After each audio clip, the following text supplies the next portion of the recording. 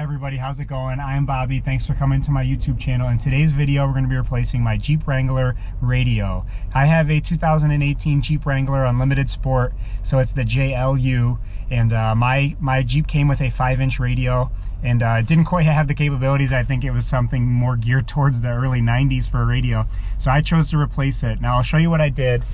I chose to go with the 7-inch factory radio, and it ended up being, I think, a great choice and a good economic alternative. They do have a bigger version. I think it's the 8.5-inch display. But I was happy I chose this. You can buy them used pretty economically. I paid around $250 for it. I bought a $20 replacement bezel. That's something that you'll need to get as well. And so far, I love it. In order to do that change out, I popped out this piece right here, the HVAC stack. I took off the bezel, I took out the old radio, I put this radio in, I popped this bezel in, and it has so far been working great. Now the only con that I found is there is no volume control on this part of the radio. So the only way to control the volume for me is by pressing these volume controls, and that seems to be just fine. So if that's any bit of a concern, I found it to not be too big of an issue.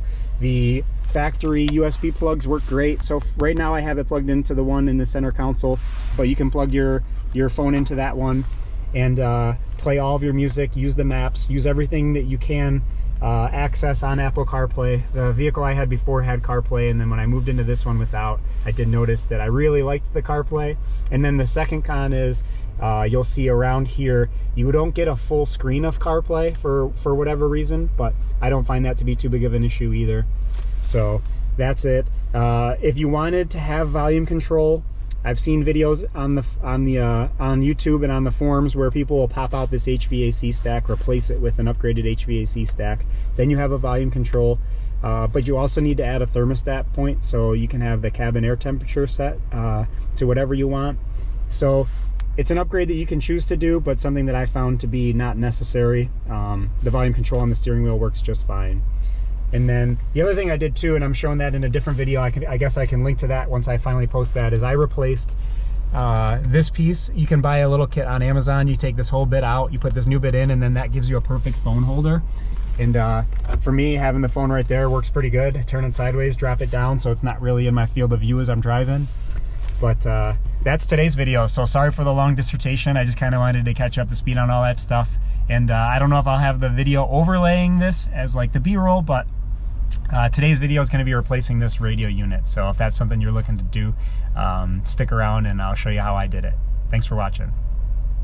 All right, so watched a couple videos myself. I just installed this table. Got that on Amazon. And then these are the parts. So you're going to see me switch over and install a new radio unit there.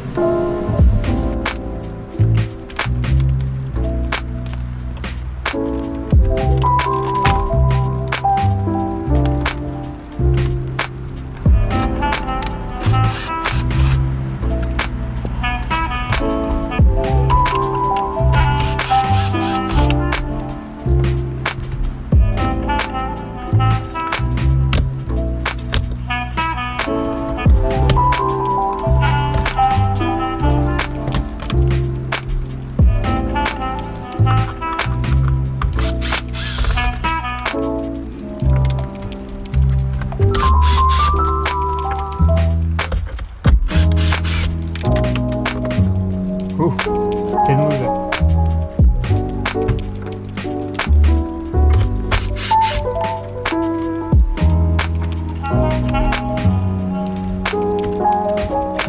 How quick that was. Almost like I've done this before. Alright. Here's a trick I always do. I take a picture.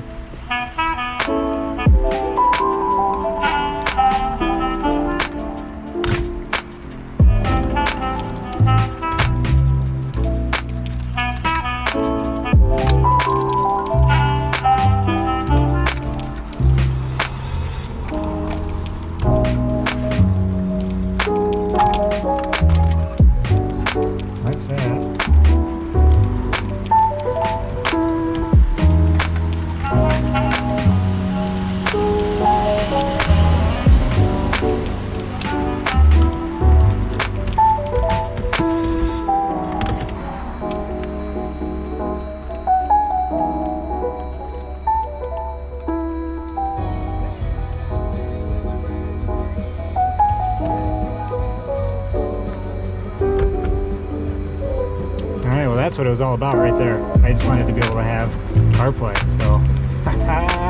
Success! Success! Yeah, we did it! Alright, I just easily got to put it all back together. And maybe one of the easiest installs I've ever had.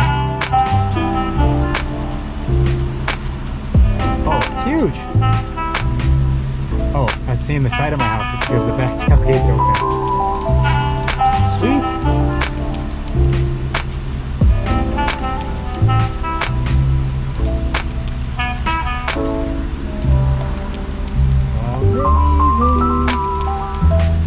Alright, let's put it all back together.